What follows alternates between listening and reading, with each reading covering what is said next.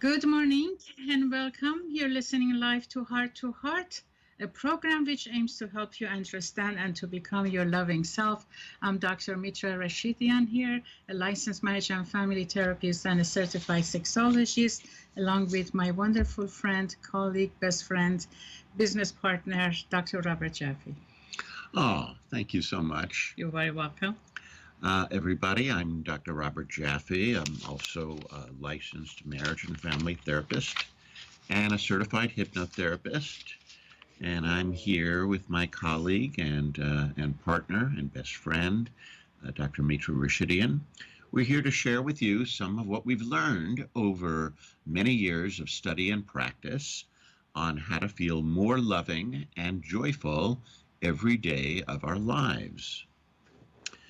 As always, we dedicate this program to you, our listeners. We are here to let you know that you do contain within you,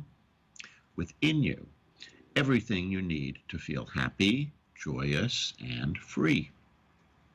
We are born into this world as our loving, authentic, true selves, and we come in open, curious, honest, sexual, and trusting. We also have the capacity to be calm, emotionally available, and connected, as well as confident and compassionate. Well, thank you, Dr. Jaffe. Every time you remind us, all of us, about qualities that we have as human beings, it just becomes more amazing and loving to know that who we are, as true human beings, and how we can bring those qualities together, and live together peacefully. These qualities are actually now more important to know about and to remind ourselves every day about as we are going through this difficult time of Corona, right? And every day we hear more negative news, more numbers, more and more of what we don't want to hear. Correct. Right. And it's enough listening to them one time or several times a day is enough to lower our energy, is enough to take us to a fear place. It's enough to pretty much, paralyze, kind of freeze our mind about all the goodness that we have and how we can use this goodness that we have in a way to make the best out of the situation, not only for us, but to those around us. Correct. So we see that we get calls and we hear it from our clients right now that, okay, so they know how to maintain, distance with those who are not living with. They know how to go shopping. They know when and how to wear gloves or use sanitizer or shop online and take out food. So pretty much it's becoming, a more kind of known culture now of a way of living, right, for most people. There are people that they're still, even though they're following everything, not that they are at home, they are facing new challenges. Correct. Right. Correct. Some of those challenges are about basically some of the situations that they didn't want to think about, or they didn't face the reality, or because they were apart due to work and everything, they didn't pay attention to it. We know that family conflicts, unfortunately, as much as, we try to give the message of positiveness out there, because of so many unresolved issues that they were ignored or pushed back, now because they are 24/7 families are facing each other, those issues eventually have come up again, right? And then there are certain questions that, couples have about what to do and how to, for example, the topic that we decided to talk about today is how to have sex, when you have to maintain your distance. Well, from your partner, you yeah, know? absolutely. So this may not be a topic for everybody right now, and we understand that. However, that's one of the focus that we get to see in our practices, and couples are wondering how are we supposed to keep their dating going, how they're supposed to meet somebody, what to do basically, what's the best way of handling that aspect of life. Absolutely. And so what we're going to do on this show is we're going to talk some about sexual protocol and how we can think about it. But we're also going to share with you some of the things that we've learned about how to deal with anxiety Right. and fear that people have that make them less than their best selves during times of stress and crisis, which is what this is. Right. Yeah. Right. So I think, maybe it's best to start with actually the anxiety, because it's the anxiety that also shows itself in their sexual relationships. Exactly. Right. Exactly. Okay. And I wanted to share with everybody a quote that I came across. I'll give you the quote, and this quote was from a gentleman that most of you have heard of. Some of you have seen. Some of the more experienced adults, experienced meaning a little older adults, have seen and lived through. Martin Luther King Jr. And Martin Luther King Jr. said, quote, "Man must evolve for all human conflict a method which rejects revenge, aggression, and retaliation. The foundation of such a method is love." So we talk a lot in this program about the ego and the spirit.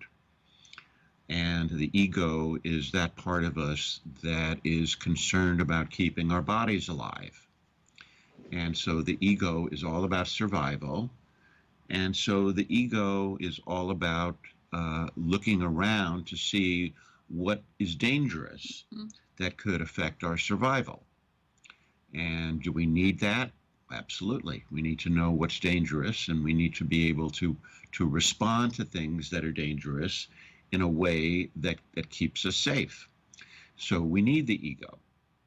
However, the ego is so powerful, and survival is such a basic instinct ingrained in us that it overshadows every other part of the human being. Right. Yeah. And I say that human being is two parts to us. The human part, which is the ego, which is the body. And then there's the being part, which is who we really are as spiritual beings, spiritual entities, that we have a spirit, which is the essence of who we are. It's our God-like self. It's the part that that makes our bodies get up and walk around when some bodies are buried under the earth. It's that spark inside of us that no one can duplicate. At least this far, we haven't been able to duplicate that spark. It just comes through us, and we don't know how we got it, but we do know that we have it. And that spark, that essence, that spiritual part of us is the God within, and that is something that every spiritual guru has talked about, from Jesus to Muhammad to Zoroaster to Krishna, to all the people that we look up to, that we say they were they were the top of the spiritual chain, so to speak. These are people that knew deeply ingrained that that's who we really are. And that is the part of us that is capable of love. Right. And that's the part of us that wants nothing but love, closeness, connection, kindness, sweetness. That's that part of us. The fear part of us says, no, that part of us doesn't really even exist. It's sort of or it's useless. It's useless, or it's a nice sentiment, but it's not real. And so we're here to say, no, it's the finer part of us. It's the higher quality of mankind, and that's what we need to all aspire to, is to be more loving. Right. Because the only thing that really cures fear and keeps people from revenge, as Martin Luther King says, revenge, aggression, and retaliation, which are all qualities of the ego, an eye for an eye, a tooth for a tooth, that sort of sentiment. The only thing that really cures it is love. And there's many stories which we're going to share with you over the coming weeks about people who were able to overcome negativity, and even people who were killers, who were changed through love. Exactly. Yeah. And so we want to encourage you to think about everything that you say to yourself and say to others, and the tone of voice that you use, and what you're really communicating, because the two levels of communication are the content, which is what you're talking about, and then the meta communication, which is the way in which you're communicating. So we're talking about the attitude here. We're talking about the behavior of it. Correct. Right. The facial expression, the voice tone, the body language. That's what people are picking up even more powerfully than the content. The content, of course, can be anything from talking about buildings to concrete to jet planes, can be anything, right? That's the content. But what we really want to do is we want to talk about how we're communicating. Exactly. Right? Right. And then how we're communicating through this difficult time in a compassionate, sexual way.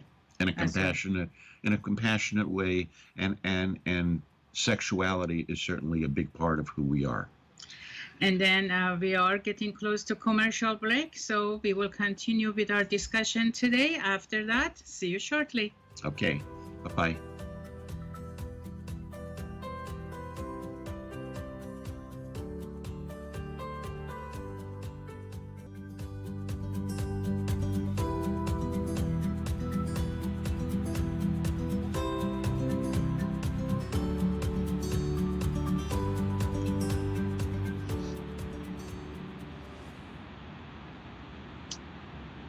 Welcome back, Dr. Mitra and Dr. Robert here at Heart-to-Heart. We are here today to talk about some of what we can do to keep ourselves safe, to keep ourselves happy, and, not so much of being preoccupied with everything else, but also to enjoy our lives while we are taking care of, ourselves and each other. During this difficult time. And I know that, it's not easy for all of us to suddenly face a new culture of how to live and how to live apart. But then again, essentially, we are not all apart, and we are at home with our partners, with our spouses, with our loved ones. And then as part of life that goes on, intimacy is a part of that. Love is a part of that. Making love is a part of that. So the question becomes, how do we do this safely in this time when we are reminded constantly that we need to keep a distance? And what do you do if you don't have a partner? What do you do if you don't have a partner at this point, right? Mm-hmm. And then questions are, what's going to happen to my dating, online dating, and all of that. So we got this report from New York City Health Department about sex and coronavirus disease 2019, COVID-19. So why is this report is provided and released is because we know from that, human sexuality is a big part of our lives.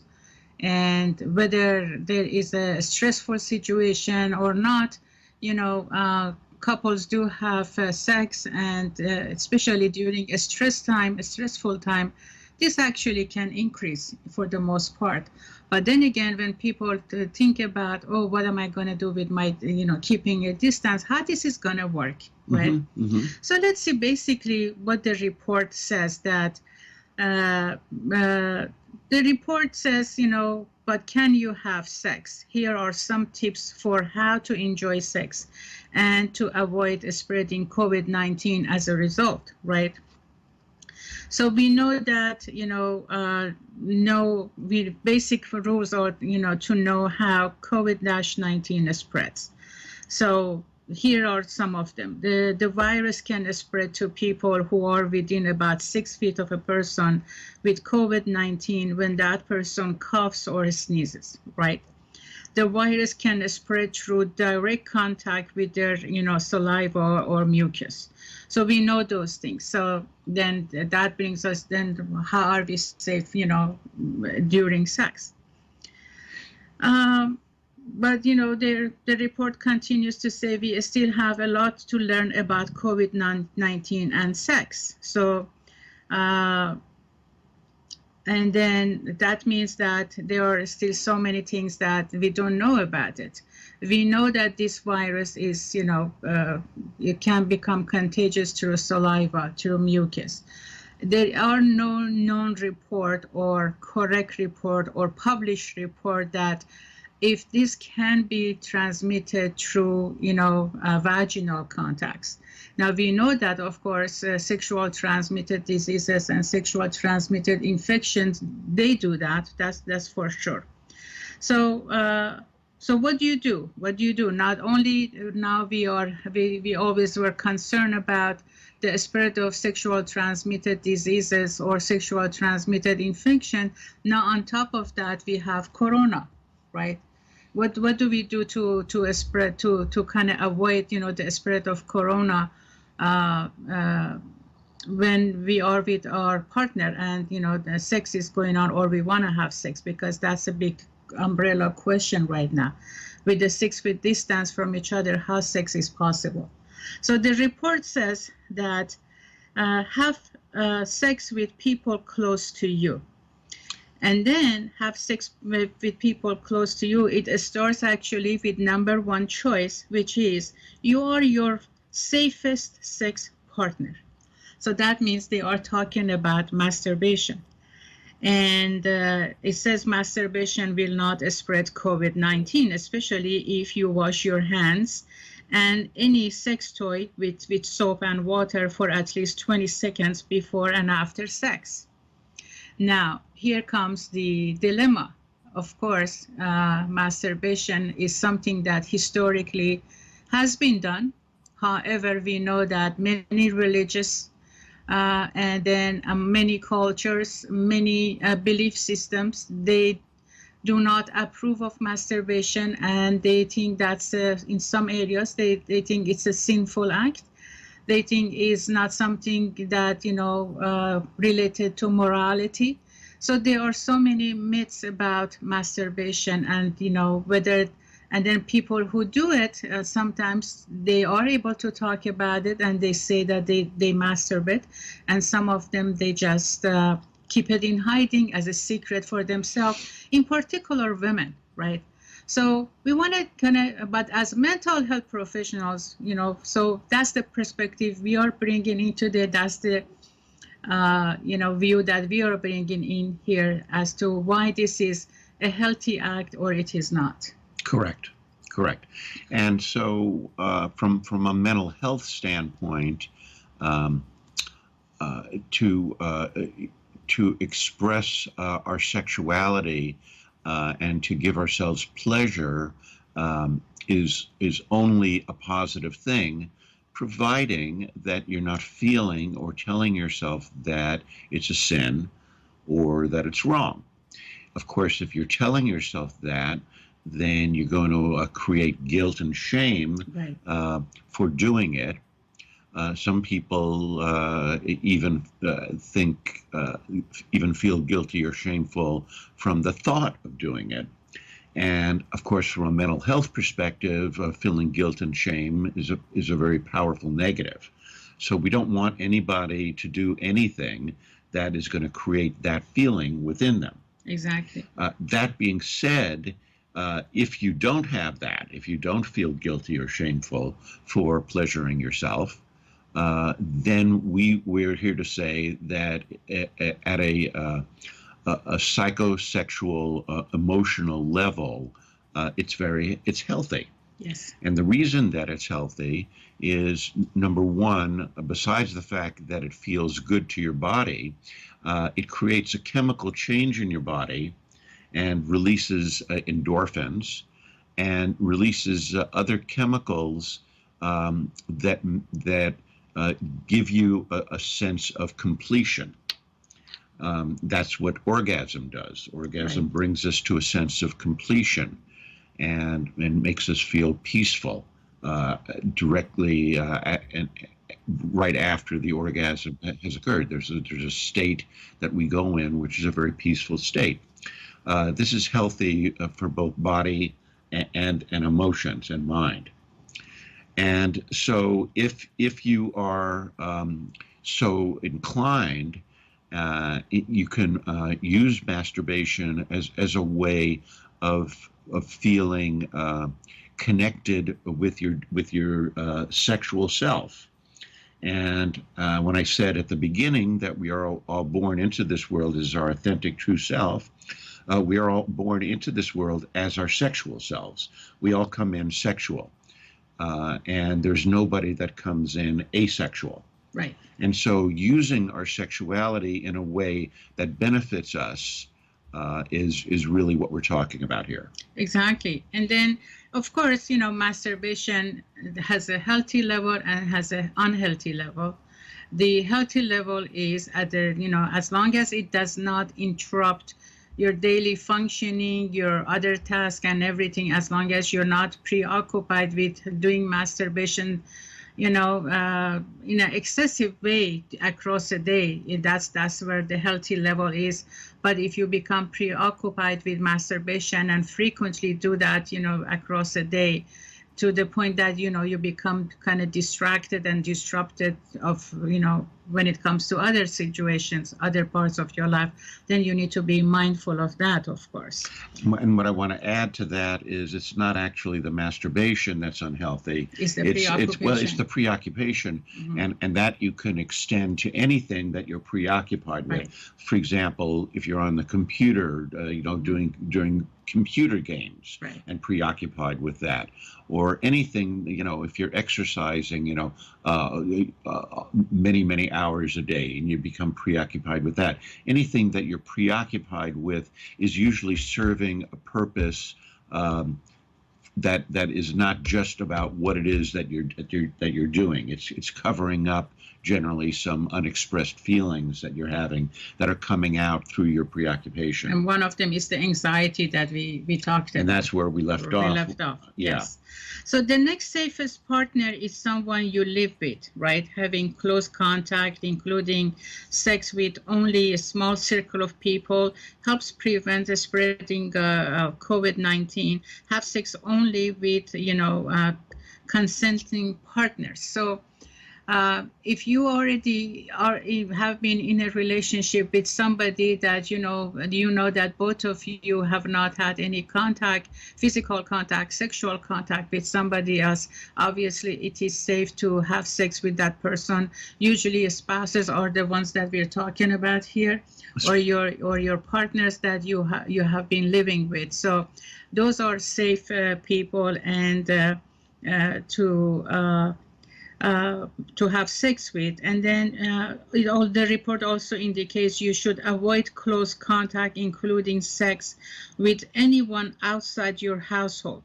So that's the part that I was referring to. If you don't know somebody, or if you just met with somebody, or you're meeting somebody online, it's not probably the safest things to do, actually. And I would say it's not safe to do it at all, because we don't know who those people have been in contact with and what's going on with them. So as a measure of safety, it's best to not have sex with somebody that you just met or is outside the circle of your people that you live with currently. And I want to add that that even though the person may not be exhibiting symptoms, Right. just as you're not exhibiting symptoms, it does take, there's an incubation time, right? Right. I think 14 days. Well, 14 days, Yeah. and I think perhaps even longer. I think Longer. it's been shown to be as high as a month in some cases. Right. Right. That's true. Yeah. So it's wise to keep that in mind, that even though you may feel attracted to this person and you may have a good emotional relationship, you don't know if they're carrying the virus, and you don't want to take a risk. Exactly. Mm-hmm. The report also has a point that is highlighted, and it says, if you usually meet your sex partner online or make a living by having sex, consider taking a break from the in-person dates, video dates, sexting, or chat room may be options for you. Yes. So that means, have a, distance sex.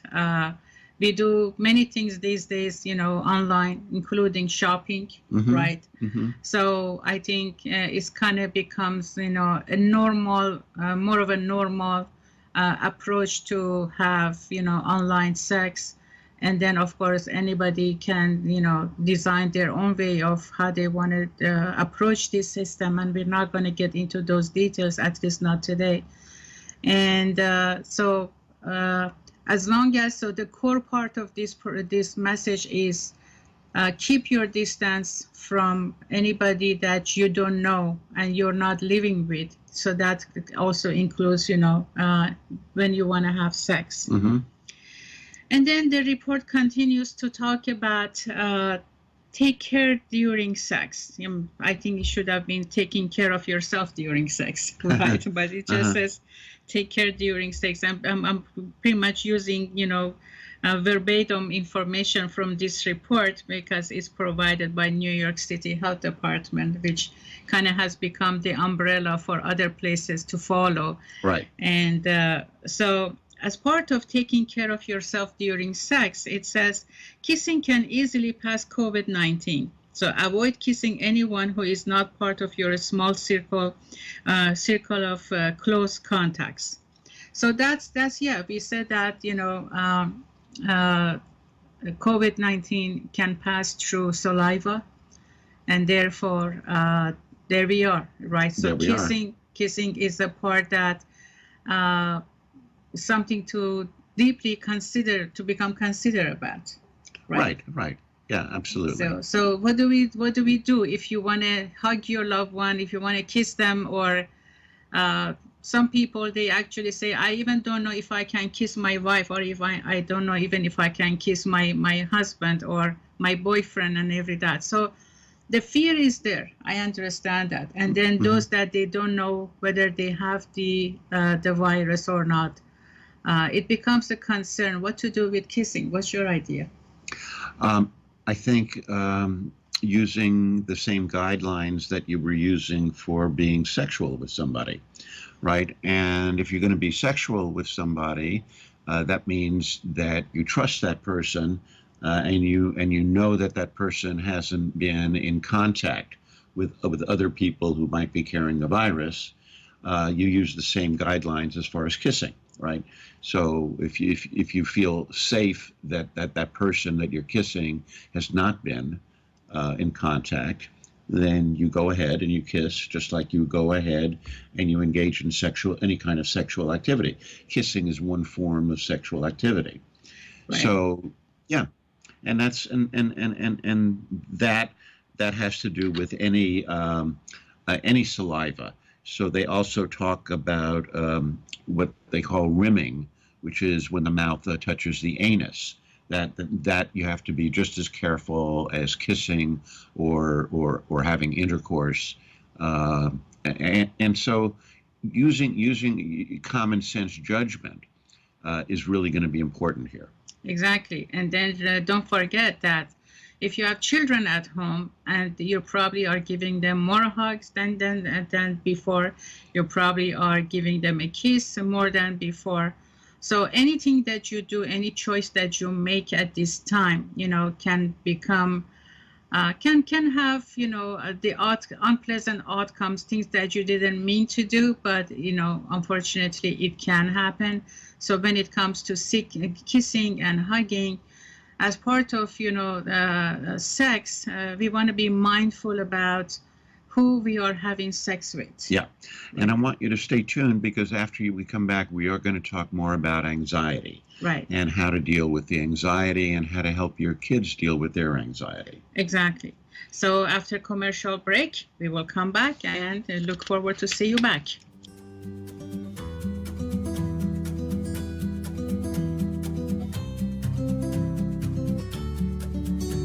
Schedule inside.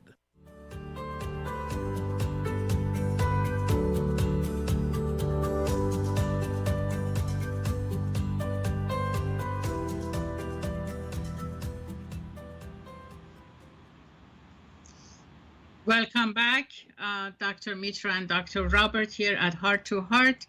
By the way, our phone number, here I didn't announce it at the beginning of program. My apology.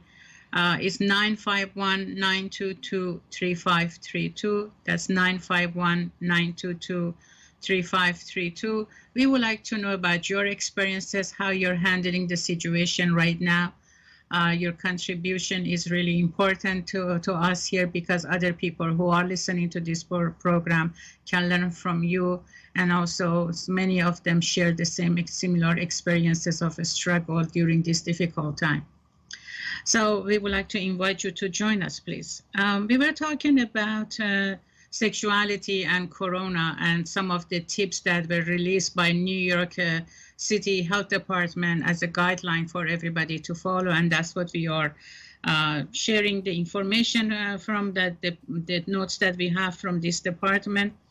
And so we were at the topic of taking care of during sex and kissing and all of that. So one of the things that they really emphasize on is how to keep it clean, wash your hands and your body before and after sex. The other part, which is kind of reasonable thing to think about, right? I mean, that needs to be done anyway, regardless of corona or not, right? Mm-hmm. Absolutely. And then and the other part that they're focusing on is, skip sex if you or your partner is not feeling well.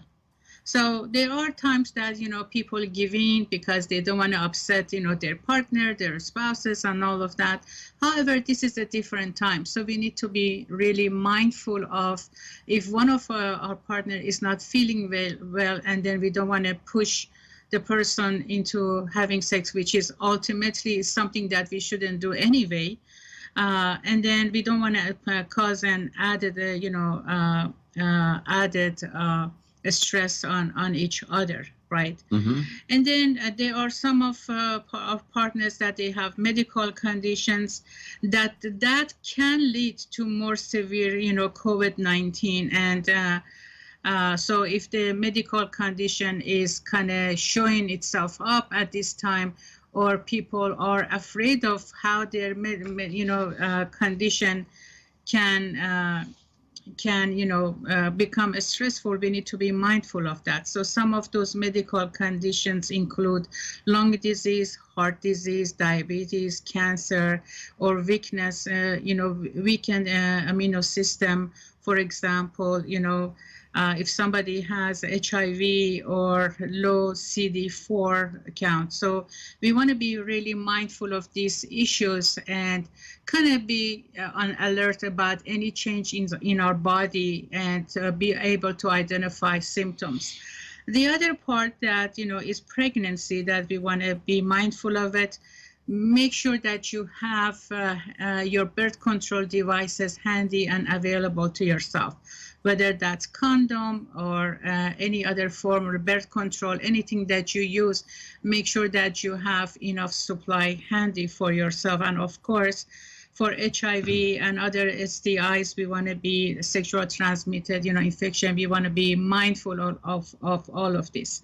So mindfulness, being alert, being, cautious, being careful, kind of, is the name of the game these days, right? That's the name of the And game. then, we are here to answer your questions. If you have a concern, a specific concern that you don't want to discuss it online, please feel free to contact us on our private lines, and we are happy to discuss it with you and help you through this difficult time. And then all of this, again, we're talking about how all of this can add to our stress and cause us anxiety. And then, so we started the program with anxiety, and then pointed out to the area that anxiety can impact our sexuality. So now we need to talk about other aspects of it. Exactly. And what is anxiety? I mean, anxiety is fear of the future, right? So fear of the future is basically fear, right? And the more that we think about the future and the further we think about into the future, the less control we have. So I have the most control over what goes on in this particular moment. Mm-hmm. I can open my eyes, I can close my eyes, I can raise my hand, I can lower my hand, I can make a phone call, I can turn the TV on or off. That's all the power that I have in this particular moment.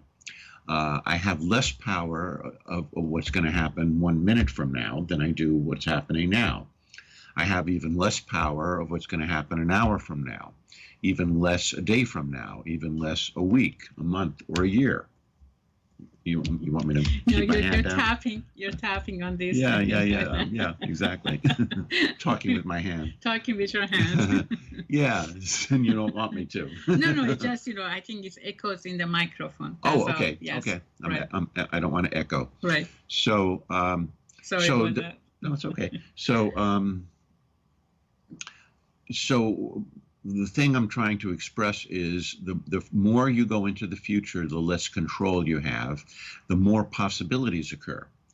And one of the big problems is when we think about the future, we think about it from the perspective of what we know today and who we are today. So in other words, we are adding today's stories to tomorrow.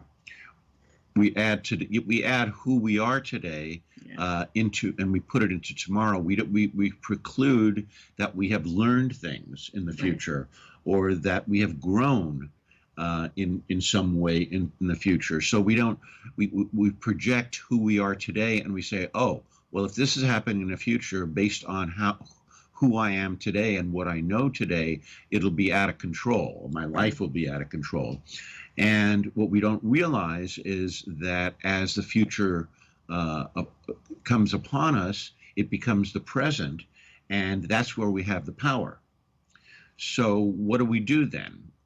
Do we not think about the future? Well, that's, of course, is impossible. Every human being thinks about the future and remembers the past. But that doesn't mean that we have to live in those places. And so when you notice yourself living in the past or living in the future, what you can do is you can say, I'm going to do that for the next minute or for the next 10 minutes or for the next hour. And I'll think about all the things that could happen or that might happen or that I want to happen. And think about the future in a positive way where you're projecting positive things into the future. When you project negative into the future, what you're doing is you're scaring yourself. So those of you who are without jobs or struggling with income problems, and you think about, oh, well, if I don't have any income today, I won't have any income next week or next month or next year, then I'm going to be out on the street, then I'm going to get sick, then I'm going to die, then all of these things. What you're doing basically is you're scaring the bejesus out of yourself, right? Right. And what's the purpose of scaring yourself? And the ego says, well, fear is the only thing that's real. So I have to be prepared, and I have to be, and so I have to do this. And I say, no, you can think about it, and you can let yourself project possibilities, but then you have to come back and live in the now, And as you live in the now, you start to feel less anxious, less afraid, and then your brain starts to work better, and then you begin to think about solutions to things, because you can't think about solutions when you're super stressed and super anxious. Yeah, what I'm getting from your talk is that the future never happens until it becomes a now moment. Correct. Right? So when we think about future, we're thinking about something that still hasn't happened, and I'm in the now today. And then the fear doesn't allow me to enjoy my time today, to be focused on what I can do now with everything that I know. And then when I'm futurizing the situation, the future eventually becomes the now moment, but it becomes more of a now moment for me, with more fear, with more anxiety, and more frozen brain about what to do next. What do you think when you're living in the future? When I'm living in the future, Mm-hmm. Exactly.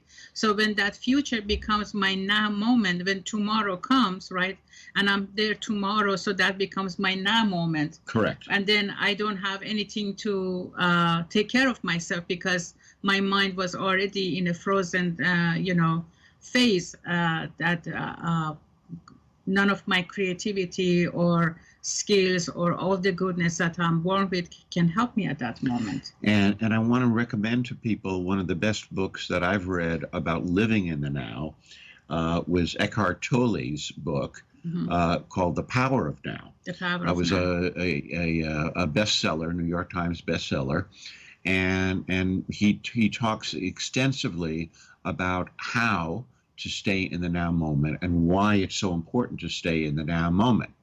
Again, that doesn't mean that you can't give yourself permission to fantasize about the future. But if you do fantasize about the future, make it a positive fantasy, because that is not going to frighten you, and that is going to empower you to want to keep moving forward. Well, essentially, all we have is the now moment. Life happens in the now moment. Correct. Right? Life doesn't happen. It's not, happening for us tomorrow, because tomorrow is not here yet. And all we have is now, and what we can do with it is now. Right. Now, I am not saying by any means that we don't wish to prepare for the future. Right. So you prepare for the future. The only time you can prepare for the future is in the now moment. So if you think, oh, okay, I might get sick in the future, I want to have health insurance. Well, that makes sense, right? And if you think, well, I want to make sure that I have money, so I'm going to put away money now because I'm making money, well, that makes sense. But it doesn't make sense to tell yourself, I may get fired tomorrow, or I may get fired next week, if there's nothing that I can do about it today. Right. Right. So that may happen is what we're talking about. Yes.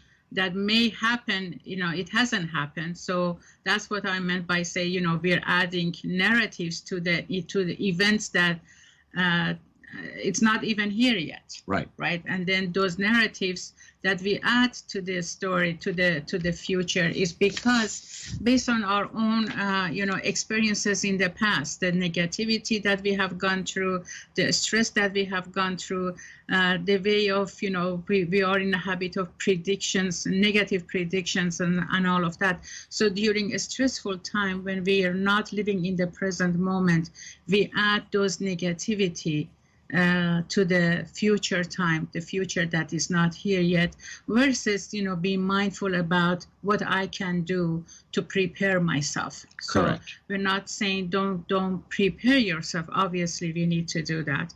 However, don't negatively futurize, what is not here for us. Yes, and so what happens when we become so frightened of the future is that we do things that are counterproductive for ourselves and for our fellow human beings.